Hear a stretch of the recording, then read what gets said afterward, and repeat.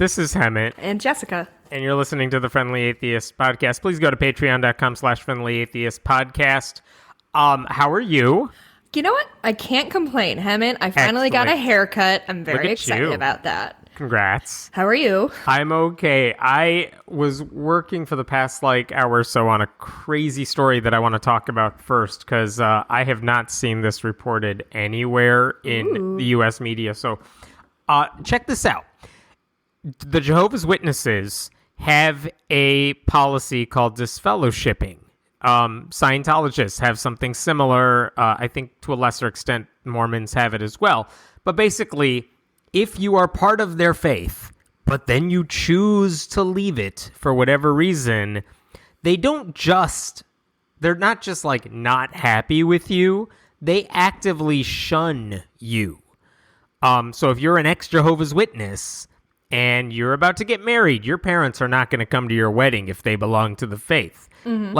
I think the thinking behind this is that if we don't have any role in your life anymore because you're an ex-Jehovah's Witness, you're going to come crawling back to us in the future. Right. So disfellowshipping people is kind of their way to guilt trip you into coming back. Right. Well, a few years ago, a man in Belgium sued the Jehovah's Witnesses for this practice, basically saying that actually violates our anti-discrimination laws because they don't just say, don't do it in a pressure sort of way. They actively say there's something inherently wrong with you. That is the thinking that the religion teaches you. Uh-huh.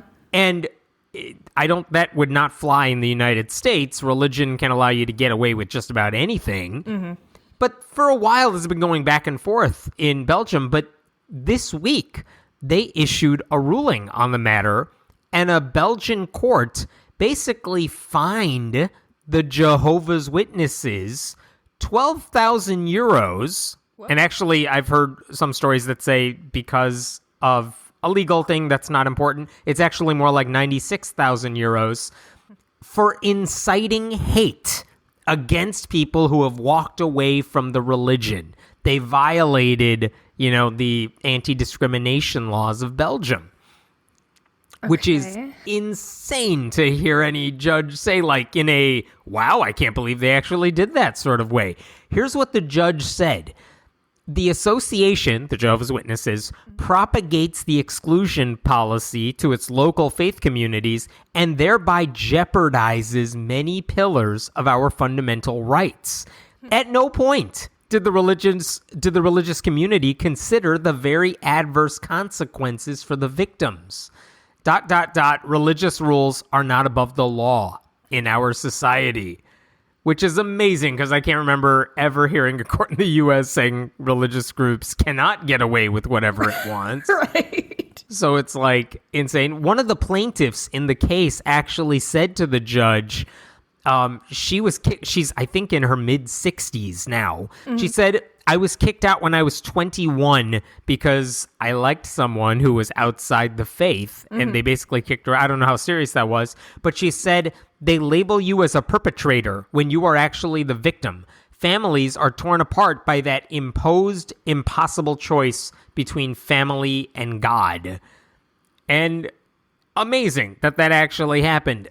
Just to add a couple other points to this, it's, first of all, 96,000 euro, even if that's what the fine is nothing for a religious organization. That's a drop in the ocean. It's nothing. Now, here's the question. Will the Jehovah's Witnesses have 30 days to appeal the ruling? They say they are considering that. If they are stupid enough to appeal the ruling because they don't want to let any judge get away with this, then, and I've actually heard one of the plaintiffs say please appeal, because they can kick it up to a higher court, maybe the European Union courts. Oh. Because then this sort of ruling could apply beyond just Belgium or whatever. So they're kind of hoping the Jehovah's Witnesses keep fighting this. For what it's worth, the Jehovah's Witnesses have responded exactly as you would expect. They're we didn't do anything wrong. You're they're like, you're making it a crime to read and follow what the Bible teaches. You hate to see it. Which can be used to justify anything.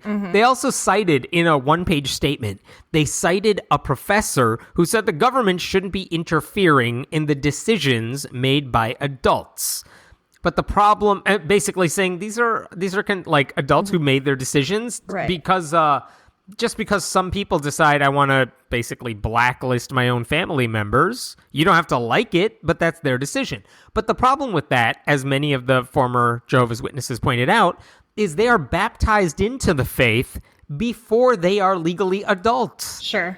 So they're being punished for leaving the faith because they were baptized into it. They're being punished for a decision they made before they were legally old enough to make that decision for themselves. Right. So don't pretend like we had total control over this and like we left and now we have to face the consequences and we don't like it. That's not true. Like, we were baptized into this as kids. Stop punishing us for that. Can you help me understand? So is what they're are they saying the Jehovah's Witnesses as a group cannot blacklist individuals? The way they do it by not just saying we don't associate with former members of the faith. I think again, this is breaking and I haven't seen a lot of coverage of it, so the nuances are not going to be here. But I don't think they're just saying don't associate with people who are not part of the faith, which they could probably get away with. What they're saying is there is something inherently wrong with those people who have left the faith, and you should absolutely not. Like, it's putting a black mark on a certain group of people in a way that goes into discrimination, and not just, we have some religious rules you have to obey. Okay. If you're gay and you're Catholic, you must be celibate. That's not discrimination. They're saying this is kind of this is our policy. You don't have to like it, but that's what we are saying. That's not something they're getting. That's not a problem for the courts. That's just a religious rule. You don't have to abide by it if you don't want to follow the faith. This goes beyond that. So I think that's the reason this is such a big deal. And again, it's small potatoes right now. We're talking very little money. It's not going to affect the Jehovah's Witnesses, but symbolically, it's a big deal. And it could be a bigger deal if they want to keep fighting this. So I don't know. It's one of those, this could be big. And there's finally a result. It's not just people fighting in court over something. I think a lot of people assume court's just going to throw it out. They're not going to issue any ruling on this. Nope, they did. So, wow. Yeah, that's really surprising. That is not a thing that can or will happen in the U.S. anytime soon. Let's talk, since we brought it up here, let's talk about the Catholic Church this week, because they issued a statement. They issued a statement this week basically reminding everybody the church is not okay with same-sex marriage. Do you have any idea what sparked this? Yeah. What happens, there's a part of the Vatican called the Congregation for the Doctrine of the Faith, which is better known as the part of the Vatican that did the Inquisition. And basically, they were just responding to a question that was proposed. Someone asked, does the church have the power to give the blessing to unions of persons of the same sex? And basically, it's one of those, people are asking this, we just want to settle the question, like in an official capacity. And here's the response. Negative. That is the entirety of their official response, and then there's a very long, footnote. The word negative? The word negative. Okay. Yeah. Then there's an explanatory note, basically saying everything you read in the catechism still applies. We still believe homosexual acts are, quote, intrinsically immoral and contrary to the natural law, and that homosexual tendencies are objectively disordered. That's in the catechism. That's in the Catholic Church's rule book. They basically said, yeah, just look at the rules. We're still not cool with your gay marriage. Yeah. We don't care. I'm saying this. The church is saying, we don't care what Pope Francis has said. We know he has said in some interviews he supports civil unions, which is the legal rights for gay couples. But the church is not blessing your relationships. We still oppose it. Here's specifically what the Vatican said. It is not licit it's not okay to impart a blessing on relationships or partnerships, even stable, that involve sexual activity outside of marriage.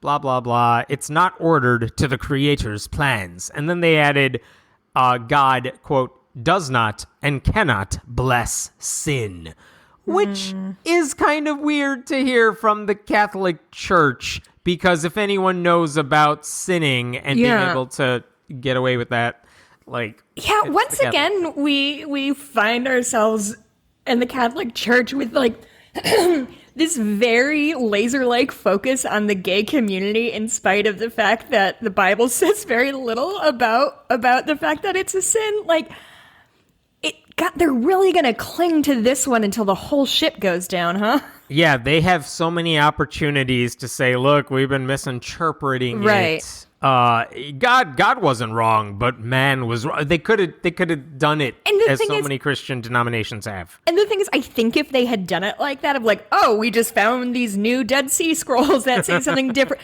And I genuinely think that like 90% of the world would like do the thing you do to little kids of like, oh, you did? Okay, well then we can start. Then we will let gay people get married in the Catholic Church. That sounds like, I don't think they would get that much pushback. Everyone would be like, okay, well, who cares how you got here, but you've arrived in the 21st century. The Dead Sea Scroll, everyone. The little scrap of paper says not. Sorry, everybody. Oh, shoot. God hates figs. Remember that, I know we've said this before, 73% of practicing Catholics, at least in the U.S., say they support same-sex marriage. You said 70? 73% of practicing American Catholics say they are fine with it. I mean, again, if you want to say those people are not real Catholics, you can, but just realize you're saying that to the vast majority of people who actually line the pews and donate money to the church. But it's another reminder that the secular world is a more moral place. It has higher moral standards than the Catholic Church, which, I know I'm a broken record on this. If you are a practicing Catholic, at some point, why do you still support them? Why do you still give them money when this is the way they are treating the easiest moral questions of our time? Right. Like, you have a choice. I know there are things beyond belief in God and a, inherent love for the church because it was a part of your life growing up. I know there are things that draw people to the Catholic Church that go beyond, I believe in this stuff. Right. But at some point, what's the deal breaker for you? If it's not stuff like this, clearly it's not sexual abuse scandals. Right.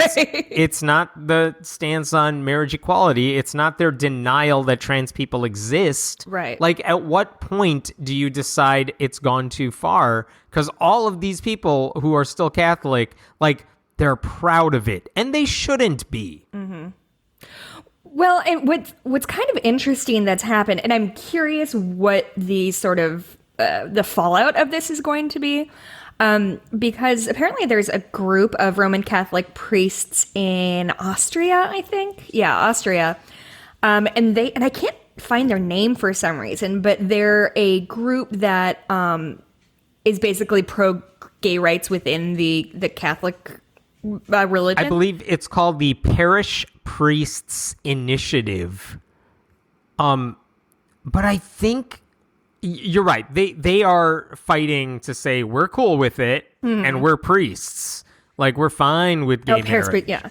So, but again, I don't know what power they have. They can do all this stuff where they're like, we let gay members into our church. We let gay couples in our church. We'll give them communion, which is such low-hanging fruit. Didn't this kind of happen with Southern Baptists, that they sort of broke in half? Or was it Southern Baptist or was it somebody else? The Methodist Church is currently going through a schism over a similar thing that, weirdly enough, has been delayed by COVID.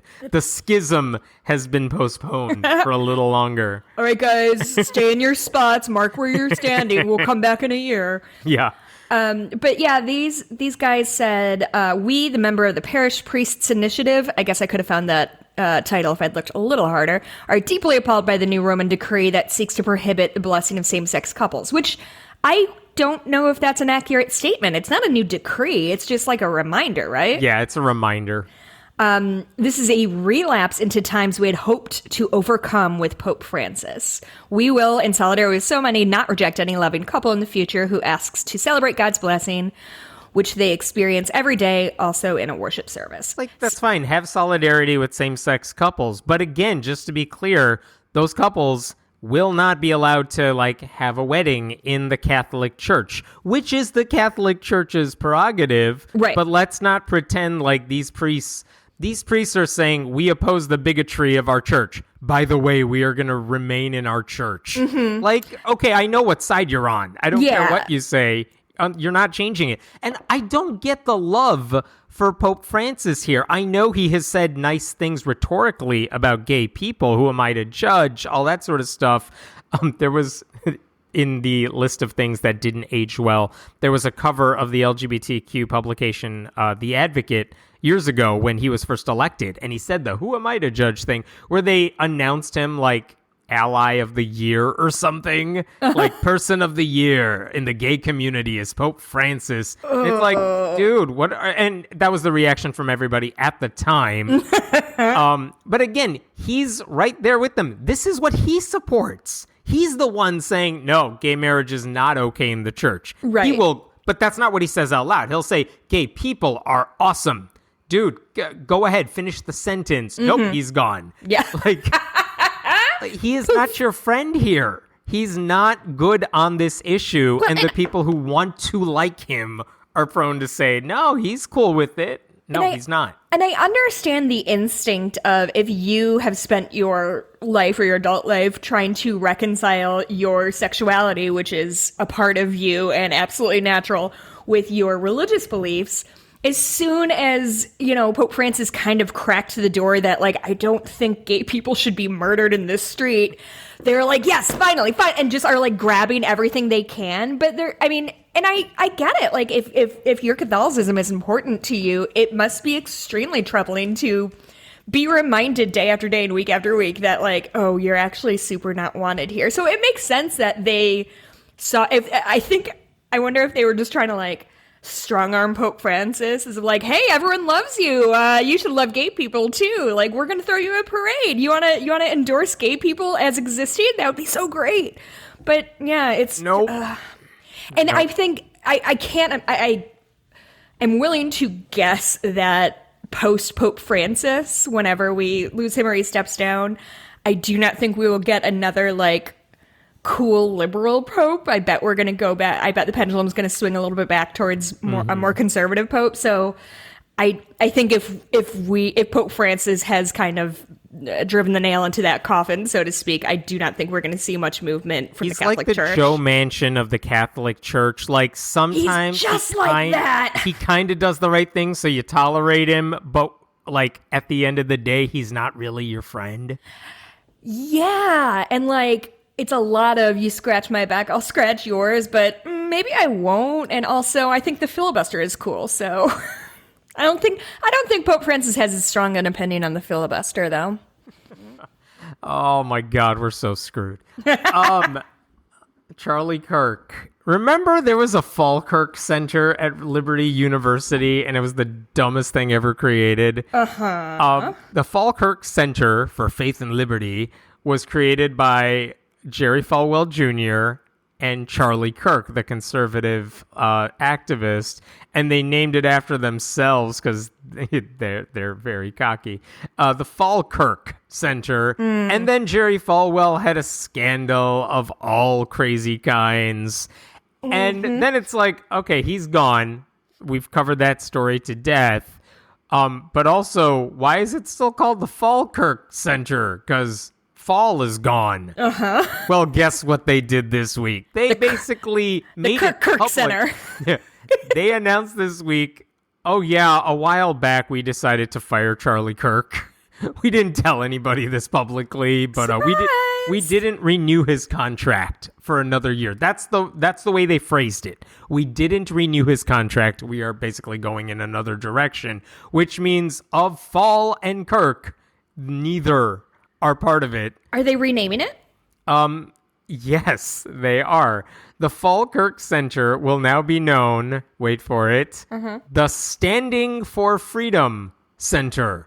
Oh my god, do they get a boner every time they say the word freedom? Yes, I can't believe they did not add the word family to it. I know. So they took like this unique stupid name and they replaced it with a very generic stupid name. But also, That's going to be terrible on SEO. Like, they need to talk to marketing professionals before they pull shit like this. How do you have a think tank with the dumbest people and then say, we can't have you here? Okay. Somehow that made it smarter. How do you have a think tank that loses its namesakes and it gets better? Okay, I have an important question, and it might belie my ignorance, but what is a think tank? What is a Liberty University think tank or a regular think tank? I would take an answer to either. Okay, I'll answer your question. Because they but both first sound like rich white people bullshit. Let me ask you this. Can you think of anything the Falkirk Center has accomplished in the year and a half since they've existed? They managed to make 2 human beings disappear. That is the only good thing they've done. That might be proof of God. So they haven't. As far as I can tell, they've posted some memes on Facebook. Well, so do I. Am I a think tank? You are. They've also created a new resume booster on a bunch of right-wing names. And according to reporting that was done by Politico, I believe, they funneled money to Donald Trump's campaign last year. Sure. Which is not a thing think tanks can do. Anyway, regular think tanks as they exist, which is a elitist kind of terminology for what groups do. But basically, there are right-wing, left-wing think tanks who basically say, for example, how can we fix poverty? How can we do that? I'll give you an example of that. Some of them might say, we want to do a universal basic income. Let's give everyone a set amount of money. But in order to tell politicians you should do this, sure, you could have researchers who actually do an experiment with it, but think tanks actually do the work of saying, this is what it would look like if you did this. We have spent months hashing out what would happen if you passed a universal basic income. We've written a paper on it with all the details a politician might want, and they will try to get that to the politicians at the state level, at the national level, basically saying, look, we've done all the work for you if you have any questions about it. We're not an advocacy group per se. We're saying we care about this issue. We know everything about it inside and out. So if you have questions on poverty or climate change or any issue you could think of, come to us. We have the experts here. Would one solution for poverty be don't funnel money towards stupid, pointless projects and give it to people who need to eat? Yes, you should start a think tank. But again, that's what most think tanks kind of do. They produce these papers. They have these experts who basically get paid to advance the work of the cause they are supporting. And think tanks inherently are not good or bad. It depends on who they're bringing on board. Where are they getting their money from? Like, is there inherent bias to what they're doing? I don't know.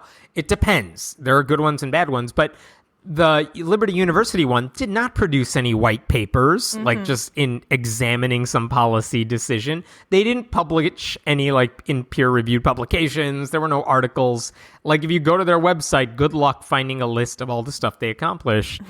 And now Liberty University, which I want to just reiterate, it promotes creationism, it censors student journalists, it gave a giant stage to the MyPillow guy. They've now decided the affiliation with Charlie Kirk and Jerry Falwell is kind of embarrassing, so they don't want to do that anymore. This far, no further. Yeah.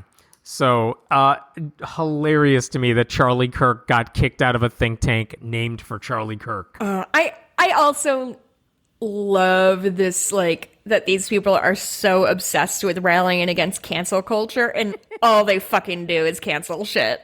They canceled each other. It's great. It's great. Do you know CNN anchor Don Lemon? I do. Yeah, he came out with a book this week. I don't know what it's about, but he was on The View promoting it. And of course, they're asking him about current events. And they asked him, ladies of The View asked Don Lemon, hey, what do you think about the Catholic Church and what they said about same-sex relationships and not endorsing it. Don Lemon is gay. He's in a same-sex marriage. And here's what he said. Tell me if anything in here sounds bad to you.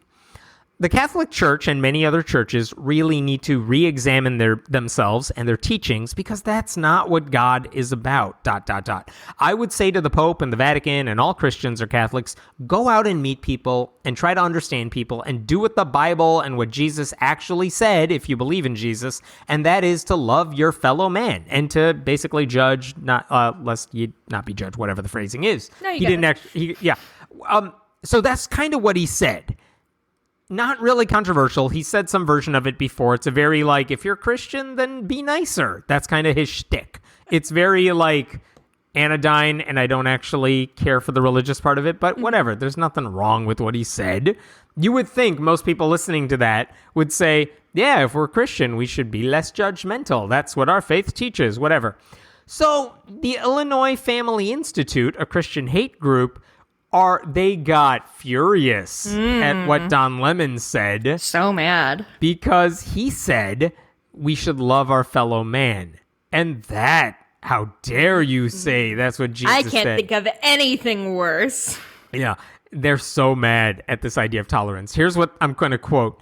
With pomposity, scorn, and nastiness, leftists regularly judge theologically orthodox Christians. If Christians believe what God's word says about sexuality, they are called ignorant, intolerant, hateful bigots, or worse.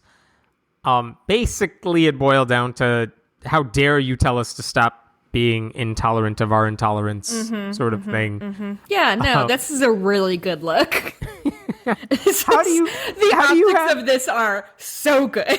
How do you have a Christian saying we should all be nicer because that's what Jesus taught us to do, and then you have a right-wing group saying that is not what our religion teaches? Like, man, that is peak It's so Christianity. embarrassing. Like, it's all just self-owns. It's so fucking, like, they say that, like, oh, liberals are offended by a rapist skunk or whatever, and they're like, you told me to love people? How fucking dare you? Oh, Don't cancel God like that. It's stupid. Let's talk about this Georgia massage parlor shooter. I know there's a lot we still don't know about the guy, but what's coming out about him is that he, as far as this podcast is concerned, he was, as far as we know, pretty involved with his church community. You cannot blame the shooting on the guy's, like, lack of religion. Right. You could say lack of morality, sure, but it wasn't a lack of religion. Just to go over some of the details that have come out, the Daily Beast quoted somebody he went to high school with who said he was always into God. This is the quote from the Daily Beast, from the anonymous student. His father was a youth minister or pastor. He was big into religion, speaking of the shooter. A neighbor of the family told the Washington Post they come across as a good Christian family. The family attended a church in Milton, Georgia called Crabapple First Baptist Church, which describes itself as an autonomous local church that is in friendly cooperation with the Southern Baptist Convention. Just to be clear, the shooter's dad is not listed as a pastor there. I don't know where that kid was getting that information from. The church has taken down its website, but one of the things people noticed on their Facebook page before it was taken down is that as recently as 2018, they had posted something on Facebook celebrating the shooter, saying how he had been baptized and born again and discussing his Christian journey. He filmed a little video talking about how he was born again, and they posted it on their Facebook page saying, look, one of our own just, like, found God. And the shooter, said at the time, by the grace of God, I'm trying to skip through the junk here. I was able to draw the connection. I realized this is a story between what happened with me and God. I ran away living completely for myself, and he still wants me, and so that's when I was saved. Whatever. But he said that in late 2018, and now roughly 2.5 years later, he's committing horrific crimes based on whatever his motivation was, whether it was anti-Asian hate, whether it was sex. Yeah. I don't, whatever excuse they want to give to this guy. But to be clear, as far as I've seen, the church leaders, like the current church leaders, they're not hiding the fact that this was a member of their congregation. They say they are working on expunging him from their official list, whatever that means. Cool. That'll bring those people back to life. I know. I don't want to put unnecessary burden on the pastors of that church, who, as far as I've seen, have said everything you would expect them to say, and like nothing suggesting they're defending anything. They're not pretending he's not one of them. I think they seem to be as shocked as everyone else is by the fact that they knew this family and this happened, like, to their shock. So I don't want to blame the church for what this guy did. I do want to point out that being a part of this church did not stop whatever he was doing, which is a point I think it's worth making, which is you don't have to blame the Southern Baptists for what he did, but being a Southern Baptist and being an involved member of the church community did not stop him. Those two things are not like mutually exclusive. You can be in a religious community and be a horrible person, and sometimes that line is very clear. And in this case, I'm sure there are people who are going to find a reason to try to not make that clear. Right. But like, religion is not a virtue. I'm not blaming Southern Baptists for what he did, but it didn't stop him either. And I think, like, don't blame a lack of religion when something goes wrong, but you can't pretend like being part of a church would prevent something like this, because it's so easy for conservatives to be like, this guy needed more God in his life. No. He had plenty of God. That wasn't the issue. Yeah, and I think a lot of times churches sort of present themselves as this place that's like part family, part therapist, part morality instructor. And the reality is, like, they can't occupy all of those things. Like having a church in your community is not a substitution for having like mental health care, because that's not their job, nor should it be. I also want to talk about Jay Baker, who's the spokesperson for the Captain Jay Baker. So sorry. No longer a spokesperson, by the way. Oh, you don't say. I wonder why. Yeah, the police department said, we're not going to let him speak for us anymore. And that's the police department. So they're discussing what happened. And as of this recording, I think we can add two and two together and see that this man killed 6 Asian women and, 8 people total. He alleged suspect, but he did confess to doing it. And he went to 3 different Asian spa locations to carry out what he was doing. So, like, it's hard to find a way that this wasn't a hate crime against both Asian people and women in general. But Captain Baker said yesterday was a really bad day for him, and this is what he did. Which says to me that all men are one bad day away from murdering me. And so when men say not all men, and they're like, oh, so you think all men are garbage because this one guy did a thing? Well, apparently in this society, it don't take much for you to go from, like, my buddy or the guy who rides on my bus to my murderer. So, like, yeah, keep your fucking distance from me, men in general. And because I can't trust any of you. The police department, killing us. The police department said, yeah, this guy's not speaking for us anymore. I've heard the mayor of Atlanta, which is nearby these locations, say, like, look, I'm not defending that guy. Her interpretation of what he said is he was trying to relay what the accused murderer said to him, as opposed to justifying it himself. But also, it's not like he made anything. It's not like he said, I'm just going to quote what he said here so the media knows. I'm not suggesting that's a good answer. No, if you watch the video, the way he said it, it felt very sympathetic toward, this is what he said, and I want to tell you all, like, he was having a bad day.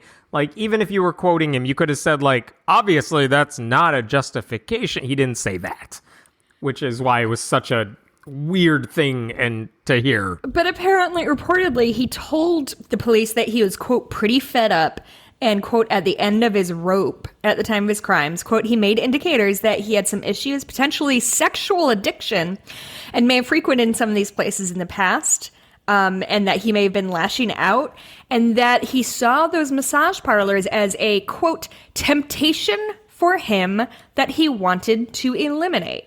So this is the logical conclusion of telling women if you didn't dress slutty, you wouldn't get raped. Mm-hmm. Like, this is, men are so deeply unable to control themselves and their penises that some men see their option as, I have to murder these women, otherwise I'm going to want to fuck them. Like, like, and everybody in this, like, police force is like, oh, reasonable. I get it, buddy. I can't keep chocolate in the house because I'll eat it all. You can't, like, be near Asian women or you'll fuck them. Kill them all. I get it. My sympathies. It's just... I've seen a lot of conversation from ex-evangelicals online basically saying, we don't know what the motivation is officially. We've heard this hearsay, but what they've said is, when you grow up in a church culture like the one he goes to that teaches you there's something wrong with sexual temptation, that there's something wrong with premarital sex, when there's something wrong with masturbation, when there's something wrong with having those thoughts in general, and you were taught to repress it and fight back against it, where you see sex work. And by the way, I don't even know or think that the massage parlor is in question. I think one of the sons of the victims is like, it wasn't that kind of parlor. Like, I don't know what the case is there. So, but the idea that this person would say they were doing something sexual, therefore they needed to be stopped, like you said, as if they're the problem and not him, as if, if he had healthier ways to deal with his temptations, which churches, evangelical or conservative or Baptist churches, do not give you that option. Right. Because it's all sin all the time. Like the people online were basically saying, like, we see the direct link here. The church needs to change how it talks about sex, how it teaches people about sex, how it blames women for the sexual thoughts of men. Yeah. And if that's not, like, that would be a valid thing for churches to do in response to this crime. They won't. Well, I'd like to talk about this this philosophy that we hear a lot from right-wing Christians of, like, what is it? If a man looks at a woman with lust, he's already committed adultery in his heart, or something to that extent. That's the Old Testament Bible verse right there. Did I quote it accurately? Close enough. Good for me. Yep. I think that, like, besides being generally dangerous and putting the onus on women to not, quote unquote, tempt men by, like, existing and having boobs and stuff, the problem is that sort of makes the act of, like, seeing somebody and thinking they're hot and fucking somebody out of wedlock virtually the same, right? Like, they are both sins, and, like, sometimes they rank sins, but frequently, like, a sin's a sin's a sin. Right. And so all sins are bad, some are bad. So all sins are equal, some are more equal than others. Right, exactly. Some version of that. And so maybe if we just teach young men that, like, sometimes you're gonna see a person and think they're attractive, and, like, that's okay, even if you're married, even if you're in a relationship, even if you're celibate. It's okay to have thoughts, because thought policing is not great. And that way lies madness. And this is the manifestation of it, right? Like, if he thinks these women are causing him to sin just by merely existing, then yeah, he might as well commit the sin of murder, because at least it, like, lowers his sin score, because every time it's just yeah, the idea that would be a rational response to sinning, because killing people would stop him from sinning even more, which is truly wild. So yeah, it's disappointing. Of course, I, like, was trolling around on, like, the WGN Facebook group, and every single person was like, prove that it's a hate crime. And, like, I'm really feeling down on humanity this week, actually. There's always reason to be. Thank you. Let me give a shout out. It's because this is a good time. I'll give a shout out to our sponsor. Our sponsor is Stardust Science, which was founded by the 15-year-old secular activist and author Bailey Harris. When Bailey was younger, she was watching Cosmos on TV, and she heard Neil deGrasse Tyson talk about how the planets and the stars and the galaxies and all of us, we are made from the same star stuff. And she wanted to share that concept with her classmates because she found it so interesting. So she wrote a book called My Name is Stardust. It's a great book. I have copies of it. My kids like it. A new special edition of the book came out recently with a foreword by Richard Dawkins. Beautiful pictures, easy to read. Teaches kids about the Big Bang, evolution. Meant to inspire a love of science and the universe and get a sense of awe.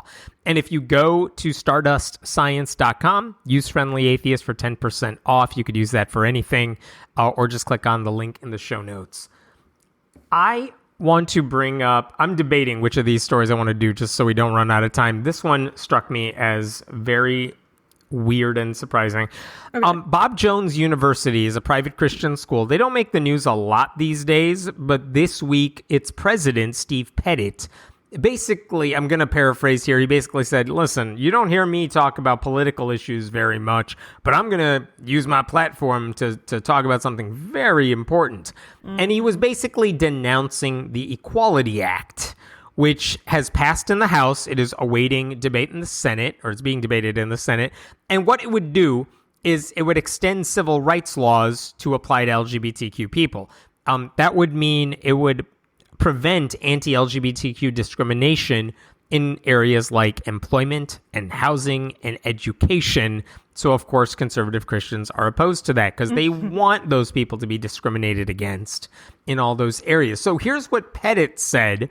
Under the Equality Act, many religious colleges, such as BJU, yep, that's what they are, that participate in federal grant programs would be forced to adopt sexual orientation and gender identity ideology or else lose the federal grants currently available to their students. That's not necessarily true. Like some private organizations and religious organizations that get money, they may still be able to like uphold their faith statements. Like if you get money for your private school, you can still hire people and say you got to sign a faith statement. But if you are saying we're going to run a hospital that operates on taxpayer money, also we discriminate against trans people. We don't do we won't do this operation for trans people, even though we do it to other people. Like they can discriminate as it stands. That's what we're trying to stop. This guy is saying under the Equality Act, Christian colleges would be forced to hire professors and accept students who are unwilling to abide by biblical sexual standards, which one is not true. And two, how is that your thing that you like? Who cares about trans people being kicked out of their house? Yeah. But I got to police your sex life. So anyway, he's exaggerating how the Equality Act would affect Christian schools. It wouldn't. They wanted explicitly said, if you're religious, we're not even going to touch you, basically. But the thing that was amazing, because what he said is not weird in the conservative marketplace of whatever you would call ideas. I've heard plenty of religious organizations saying exactly what he's saying. But coming from Bob Jones University, this is especially weird because this is the school that was famous for not accepting black students until the 70s. Oh, Jesus. They banned interracial dating until 2000. And that's only because George W. Bush decided to make a campaign stop there, and everyone's like, dude, George, you can't campaign there. They have an interracial dating ban. Like, we don't want that to come off on you. Yeah. And the school's like, all right, we'd fine. Hate George W. Bush to look like an idiot. The school decided to get rid of its interracial dating ban only after that controversy. And by the way, they refused to observe Martin Luther King Jr. Day as a holiday until guess when? Tell me. 2017. So the school... Wait, stop. Yeah, what made them change their mind? Like, what was the tipping point? What happened in 2017? I think ultimately even the students at BJU are like, This is not something even we can defend, and we're horrible people. It's weird they said it. I can't believe they acknowledged it. I'm pretty sure that was the press release. But like the school that is known for only one thing, which is being against civil rights when it's long overdue. Right. Just came out with a statement saying, we would like you to know we oppose civil rights. And it's like, yeah, dude, we know. In case you forgot, we're still pretty terrible. Don't forget, guys, we want to stay on that front page. This happened in Montana this week. Ooh, and my stomping grounds. Yeah. They have a moment of silence bill for public schools, which is stupid, but it's probably not illegal. They can get away with it. Here's what I don't understand small government, and then, hey, let's focus on whether people can talk at a certain time or not. This is very policing. stupid. As it stands, if you are in, I believe, grade 7 through 12, you have to say the pledge once a week. What? Yeah. What this new law... Do you have a punch card? Yes. What HB 543 would do in Montana is it would force all K through 12 students, even the older ones, to say the pledge every day, and then it would allow districts to follow the pledge with a moment of silence, for no reason. That's it. Have a moment of silence to just stand there and not learn. That's what they do in Montana. It's stupid. It's a waste of time. Yeah. But it's probably not illegal because you're allowed to just waste kids' time. But here's what I found interesting. There's an amendment to the bill added by a Republican representative named Scott Kearns that says it would add one line to the bill. Right now it says the Pledge of Allegiance to the flag of the United States of America must be recited in all public schools of the state and may be followed by a moment of silence. The amendment would add this line. This may include a moment of silent prayer. Okay, thank you for giving me permission to pray inside my own noggin while everyone else is being quiet. Yeah, Thank they had you. to specify how someone could be silent. You also could practice reciting all the digits of pi. You could. You could see if you can name all the presidents in order. You could try to name the alphabet backwards. But here's the thing. They did not say any of those things, but they did say one thing you could do is pray. Oh, I wink, know. wink, I had this wink, moment wink. of silence. I might pray, but you do whatever you want. This is just my crazy thoughts. Here's the thing. You could take out that line about prayer, that this may include a moment of silent prayer. You could take that out. It would still not change a thing, because when you say you can have a moment of silence, it's implied that you can do whatever you want during it. So anyway, during the House debate over this bill this week in Montana, someone asked the sponsor of the bill, whose name is Bob Phelan, they basically said, why are we doing this amendment? And he could have just said, I don't know, it's not mine. Like, do what you want. We don't need it. He did not say that. Here's some of what he said. And there is video, which we will link in the show notes. Well, I think it was 50 years ago they took God out of school. Maybe it's not quite 50, but close. But anyway, you could see what kind of hell our country is going through right now. ... I just think it's time to get God back in school in some form or fashion. ... I was asked where I got this idea, and it was listening to the David Barton and Rick Green series. That motherfucker. I hate David Barton. Not only did he quote a Christian pseudo-historian, right. He basically admitted, we just want to push Jesus into schools. Like, that's why we're doing that. Like, dude, you're not supposed to say that. So if anyone wants to sue the state of Montana if they pass this bill, and someone's going to say the wording of the bill does not specify you have to pray to Jesus, we can just quote the sponsor of the bill during a public committee hearing who said, this is totally about getting God, my God, back in school. Like, well, what are you doing? And I really like his proposition that, 50 years ago, our schools went to shit before that. It was paradise. Right. LOL, you had to send this SWAT team in so a little black girl could go to school. So, maybe let's not harken back too fondly on those days. Back to when schools were segregated, things were great. And then atheists came along. Stupid and by the way, busing. They did not take God out of schools. No. They took forced Bible readings out of schools and said, said you could just do this on your own time. You could still pray. You could still bring a Bible to school. You could still have Bible clubs after school. No one is stopping you. And that somehow became shorthand in conservative Christian bizarro world too. They took God out of school. That's not what anyway.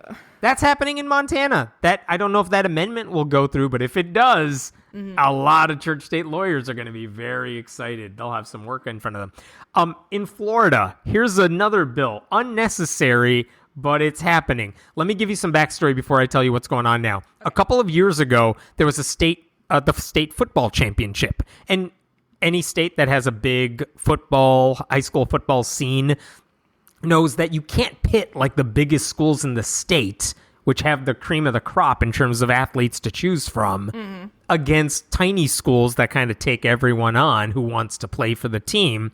So they separate them into small school divisions, middle-sized school divisions. Okay. Well, one of the lower divisions in Florida a couple years ago happened to involve two small private Christian schools. They were allowed to be part of the public school tournament because that's fine. That all states do something like this. So when they made it to the Class 2A football playoffs, they made it to the championship game, these two private Christian schools. But before the game, one of the school's administrators said, hey, since we're playing in this football stadium where all these people are watching because it's the state championship for our division, can we say a prayer over the public address system? And the Florida High School Athletic Association said, you can't do that. This is a state-run event. It is televised. It's a public facility. Just because you are two Christian schools does not negate any of that. Right. So you can't do it. So the schools eventually filed a lawsuit. Oh, good. This has been going on for years. And basically a judge tossed out the case in 2017 because, of course, what they wanted was illegal. What? And then... On what basis were they suing? They said you're discriminating against our faith by not letting us hijack the public school system, I guess. And in 2019, an appellate court reversed part of the ruling, saying there's some merit on the case and you got to judge it on some legal technicality. And it's actually still in the courts in the lower court's hands to deal with it. Whatever. That's where this is all coming from. Okay. So here's the law that is being sponsored in the state of Florida by state reps Webster Barnaby and Clay Yarborough. It's HB 1027, if anyone is interested. And what it would say is any school participating in a high school championship contest, basically the playoffs of any high school state competitive athletic team, students at those schools, each school, would have, quote, the opportunity to make brief opening remarks, if requested by the school, using the public address system at the event. Such remarks may not be longer than 2 minutes per school. The Athletic Association may not control, monitor, or review the content of the remarks, ... Hennon, the stakes could not be lower. What the fuck is going on? So here's what it means in theory. Let's say there's a playoff basketball game. If the schools want to do it, they can take over the PA system for up to 2 minutes and say whatever they want, which, just to be clear, there's nothing in this bill that would stop a student getting to the loudspeaker and saying, hello, Jews, Muslims, atheists, I just want you to know you are going to hell unless you accept Jesus Christ. There's nothing stopping a Satanist from declaring welcome to hell, everybody. I don't know what they would do because they wouldn't do shit like this. You could have a Muslim student leading the crowd in prayer to Allah and get all the backlash that would come with it. But again, that wouldn't happen. They could also say, hey, gay people, you're going to burn in hell. There's nothing stopping it if this bill passes. And here's what they would do to make it neutral on the surface. The schools would say, we didn't say prayer in this bill. We just said you could say whatever you want. We would never say prayer. We hate praying. In the schools that would do something like this, they might say, we're going to have a vote. Who on our team should represent the team and speak? And they would elect the Christian because it's a popularity contest. And the Christian could get there and say a prayer to Jesus and imply that everyone else is going to hell for eternity. They could do that. That's what this bill is meant to allow them to do. Right. But think of the problems it would create. Because we all know this is not about generic inclusive prayers. No. They basically want to hijack this for conservative Christian schools to tell everyone Jesus or burn. Well, I mean, in my day, we knew that you should not allow any teenagers to be on any public speaking implements ever, because they'll inevitably yell Baba Booey or like penis or something like that, because teenagers are idiots. This bill would allow that. But like... And give them the opportunity to do that. Who is going to a high school football game and like drinking their cocoa and whatever? Because like, I don't know, when you were in high school, did you participate in sporting thing? Like, did you go to homecoming football games? In the band for a year. Does that count? You played an instrument? No, I really didn't. Wait, what did you But play? I was in band. Why were you in band? I played trumpet for like a year. I played trumpet for like 4 years. It's the coolest one. And then I'm like, what am I doing? And then I stopped. Yeah, I didn't even make it up to high school. I hated it so much. but I was a singer. Anyway, who is going? So I used to go to like my high school football games, my college football games. Like the last thing I want to do when I'm like, you know, wearing my like Hinsdale South shit or my Ball State hoodie or whatever is like hear somebody on those fucking terrible sound speakers just like, hey, everybody, I want to thank you. What do I go to? Like, nobody's going to be able to understand you. Nobody's going to listen to you. What exactly are we trying to accomplish? Have you ever wanted, like, Hemant, you are a high school speech teacher. Do you want to hear more children speaking more frequently or less frequently? It's all I want at all times. Like, I just don't. But again, there's nothing stopping the athletes from praying before a game on their own. There's nothing stopping the crowd that comes to see the game from praying on their own. They could all do it on the drive to the school. Like, this isn't about that. This is about performative prayer. Right. That's all this is about. Like, we want to make sure everyone knows we're Christian here. That's what they want to do. By the way, there's a Bible verse that says when you pray, do it in silence. Yep. No, doesn't matter. Again, this is Florida. This bill could be passed. I should say last year, a very similar bill was passed by the Florida House, and it went to the state Senate, and then COVID happened. And I think that's the reason this bill died. Right. But now they're trying it again. It looks like it's going to pass. It's totally unnecessary. Here's the thing, like, even though it's on the surface neutral, it would just create so many problems, and no one who's sponsoring it seems to care about those problems, because you're just going to create reasons for lawsuits, not for this bill, but for what's going to happen when you just allow, what happens when like a Muslim student's like, I wanted to speak, I wasn't allowed to, my school wouldn't let me. They didn't have a neutral ground. Like, it's just pointless for something that's not even a problem to begin with. But hey, there's Florida Republicans for you. I have, I think, one more that I just have to get to before I'm done with my list of stuff here, which is that in West Virginia, there is a YouTuber. His name is Owen. He goes by the username Telltale. He posted this week, and I found it interesting. His daughter goes to a public school in West Virginia, a middle school, and she recorded her health teacher in class, which always, like, you know, that's not going to, because there's got to be a reason for that. And this is a health class. And the teacher basically said in a 3-minute clip that was posted online, she doesn't believe in same-sex relationships. She said, if you're brought up with morals and values, then God's going to be there to help you make better decisions. Speaking of gay people. She said that she kind of implied, like, I'm not supposed to be telling you this, but I'm gonna. Like, suggesting she knows she's not supposed to be doing this.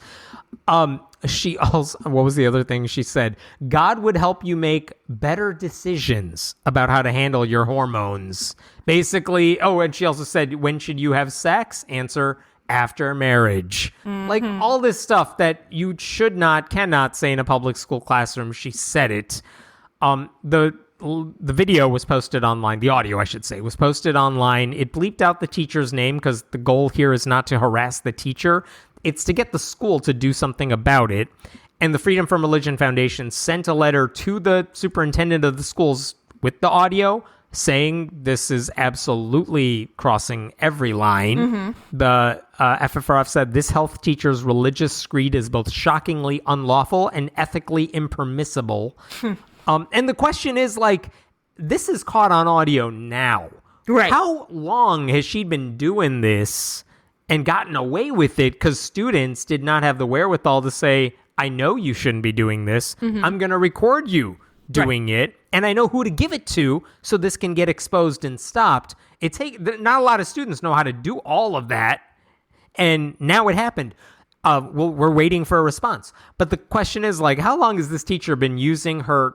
And a health school teacher. Right. Like a health class teacher. That's where the one place where religion really could make a big, bad difference. But she's been apparently doing this for who knows how long. Good for the student. Yeah, we'll see what happens. That's really brave. Yeah. You said that's the end of your list? I have more, but we'll see. Okay.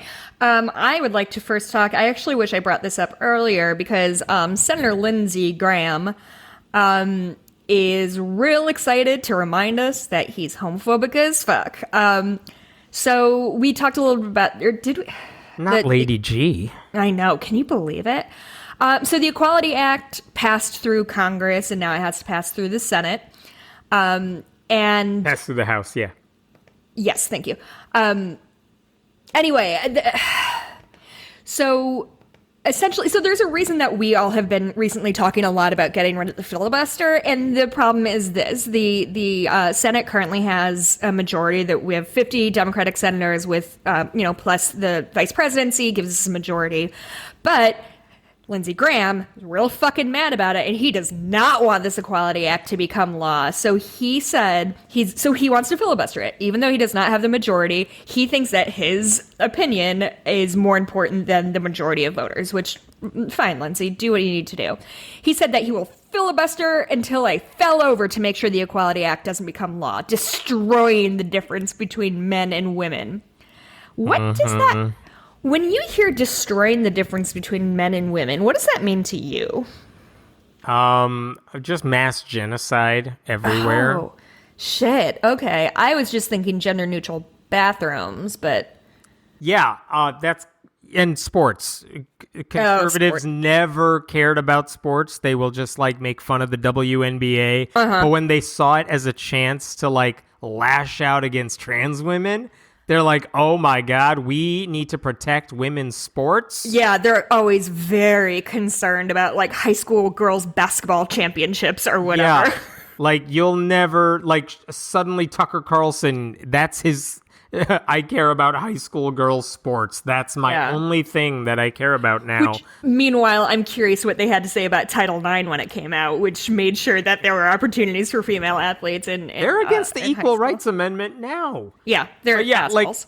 Like the one change to the filibuster Joe Manchin suggested he might be open to doing is like, okay, make them stand and talk. Don't just let them just sign a paper and say, I'm filibustering. And Lindsey Graham's like, I'm going to talk until I fall over. You know what? Good. Talk until you die for all I care. At least make them fall over. Good. Make them suffer for wanting to filibuster. Because, again, it's one thing when you're filibustering, like, civil rights legislation. But they're going to filibuster, like, what? Give people payments for things? Or name your cause? What? Gay people want to get married? Like, if Democrats are smart, they will start in the Senate trying to pass very easy but controversial partisan legislation, but really simple stuff that like everyone likes. Yeah. And I think I heard tempt him into it. Adam Gentleson, who's been a big filibuster writer recently, and knows about this stuff, saying, forget the infrastructure act that I know Biden wants to pass and has the votes to pass. Don't do that. Send some easy stuff to the Senate and let Republicans filibuster it down so this becomes an issue now and force like Manchin and Kirsten Sinema to stop being idiots about this. But like, unless the pressure is there, like it's not going to happen. Remember, I was thinking about this, like when it came to marriage equality, first there was obviously public support changed and became in favor of it.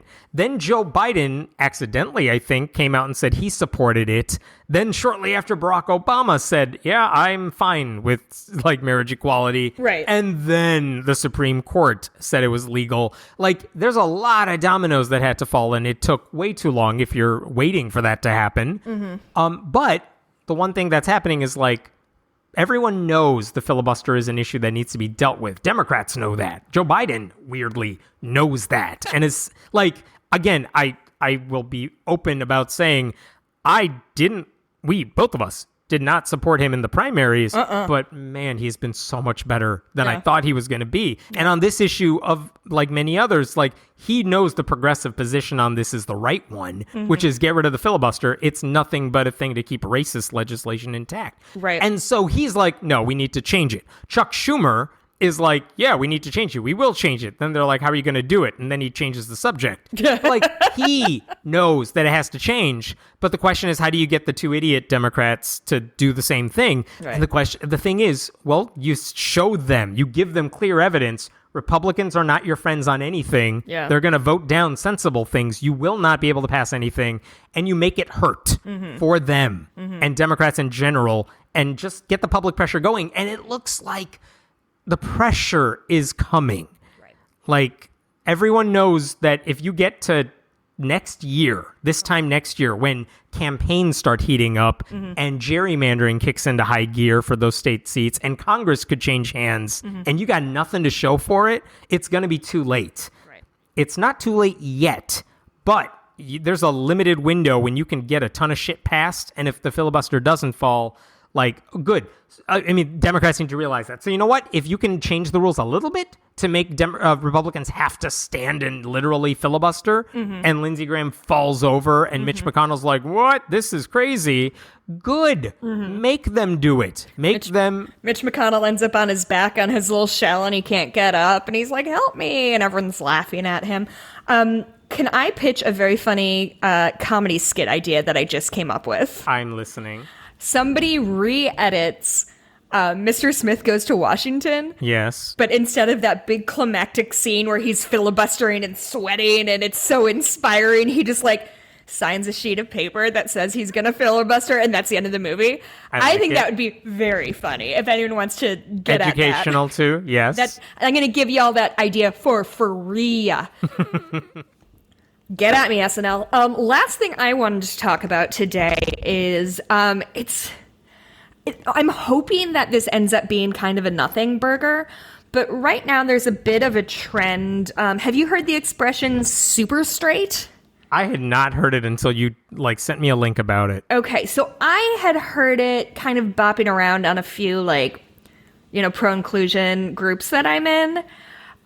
Essentially, the long and short of it is a dog whistle-y kind of way to be transphobic. Essentially, some dude was really upset. Okay, so you know how for say straight white guys, the worst thing that can happen to you is somebody calls you racist or transphobic or sexist? You know how nothing worse can happen to a human man? Well, this guy was real tired of saying that he was transphobic because he said he was straight and did not think that trans women were women. And it's very important to him that you know that he is not interested in dating trans women. Okay, Hemant? Just fucking let him tell you that. How is he going to tell me that? Well, he was really tired of being called transphobic because he was being transphobic. So he invented an expression called super straight. Now, he said, I'm just going to quote him. What is this stupid idiot's name? TikToker Kyle Royce. He said, quote, I've made a new sexuality. Straight men get called transphobic because I wouldn't date a trans woman. Now I'm super straight. I only date the opposite gender, women that are born women. So you can't say I'm transphobic now because that's just my sexuality. And now they're doing this thing of we need to add LGBTQ plus S because super straight is just as valid a sexual identity as being straight or bi or pansexual or what.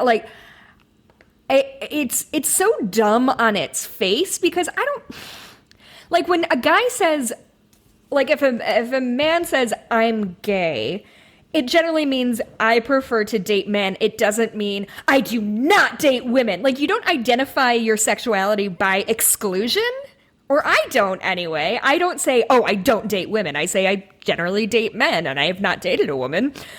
But it would just be like, it's so dumb on its face, but of course it's picking up steam.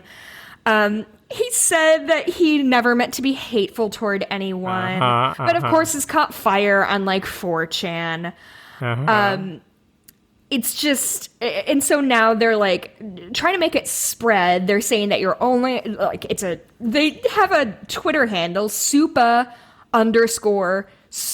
STR8. So slim pickings on the Twitter handle market, I guess.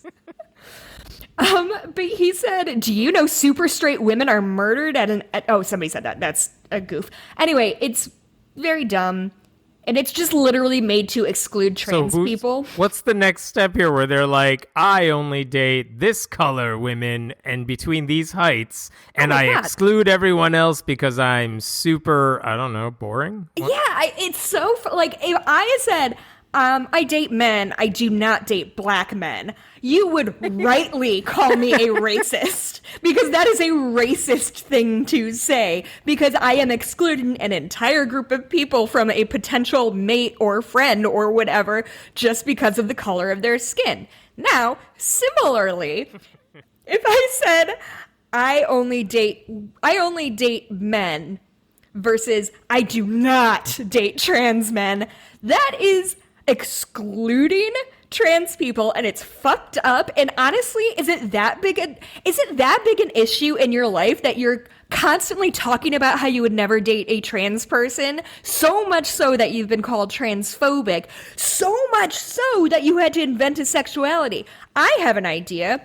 Maybe just date the people you want to date and don't make lists of people you would never date. It's just, have you ever seen like Tinder profiles of like some like fucking nothing burger of a human dude who's like, no single mothers, no fatties, no poor people, must have a job. And like, I am rightly going to call you a dick because that's a shitty thing to say. You won't date somebody because they're slightly overweight. Like, go fuck yourself. And you're going to have to because nobody's going to want to date you. Anyway, that's all I had. Great. Yeah. Makes you proud to be a straight person, huh, Hammett? So we're really contributing a lot to the world lately. I think there's no problems from here on out for the straight cishettes. We all have our flaws. Hey, where do we find you? Oh, goodness. You can find me on Twitter at Jess Blumke. And my Etsy shop is Bitches Get Stitched Done. You can also tune into Cooper Duper Podcast, which is a show I do with my husband about Twin Peaks. Also, in 40 minutes, I am going to be guesting on an episode of God Awful Movies, which is a podcast that they make fun of bad Christian movies. And boy, oh boy, this one was a doozy. I'm very excited. What did you watch? We watched a movie called The God Question, and I'm going to tell you right now, Hammond, I watched it twice, and I do not know what the plot was. So it's free on Amazon Prime if you want to watch it. It is obviously less than 90 minutes. So I could guess the plot. Tell me. Something come to Jesus. No, it's about a supercomputer that they're trying to get to solve the question of whether or not God exists. And then for an hour and 15 minutes, nothing happens. So that should be, like I said, I haven't recorded it. I think it should be out next week-ish as you're listening to this. So yeah, where can we find you, Hammett? I am at friendlyatheist.com. Go to YouTube, search Friendly Atheist if you want. Go to patreon.com/friendlyatheistpodcast to support the show. Mm-hmm. Oh, I'm officially fully vaccinated. Thank you. I'm very brave. And I'm going up to visit my folks for the first time in quite some time. And I am going to be recording an interview with my dad, who is your classic straight white guy boomer. About how he went from a Republican in the Obama years to a Democrat in the Trump and post-Trump years, and kind of about sort of the culture surrounding old white guys, I guess. So I'm excited about that. If you have any questions or anything that you want to get at us, I'm going to be doing it Saturday afternoon probably, so you can just tweet at me before then. And that's all I have. We'll talk to you next week. Bye. Bye.